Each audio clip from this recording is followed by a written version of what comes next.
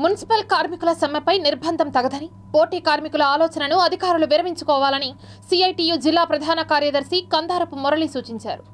తిరుపతిలో ఆయన విలేకరులతో మాట్లాడుతూ, రాష్ట్రంలో సాగుతున్న మున్సిపల్ కార్మికుల సమ్మెను దెబ్బతీసేందుకు, కార్మికుల ఆత్మస్థైర్యాన్ని దెబ్బతీసేందుకు ప్రభుత్వం కుయుక్తులు పన్నుతోందని ధ్వజమెత్తారు.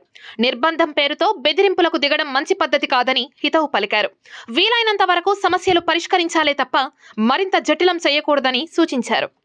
ఎస్సీ ఎస్టీ కుటుంబాలకు సంబంధించినటువంటి వాళ్ళు, దళితులు అత్యధికులు, మహిళలు చాలా పెద్ద సంఖ్యలో ఉన్నారు. వీరందరూ తమ కడుపు కూటి కోసం తమకు జరుగుతున్నటువంటి అన్యాయాన్ని పరిష్కరించాలని చెప్పి కోరుతూ సమ్మె చేస్తుంటే, వారి సమ్మెను విచ్ఛిన్నం చేయడం కోసం అధికార పార్టీ నాయకులు ఉబలాట పడడం, ఈ అధికారులు అత్యుత్సాహాన్ని చూపి చేయడం అనేది ఏమాత్రం సమంజసం కాదు. ఈరోజు గూడూరు, వెంకటగిరి, సూళ్లూరుపేట, నాయుడుపేట మున్సిపాలిటీల్లో అధికారులు, అధికార పార్టీ నాయకులు వ్యవహరిస్తున్నటువంటి తీరు చాలా అమానవీయంగా ఉంది. దీన్ని మేము తీవ్రంగా వ్యతిరేకిస్తున్నాం.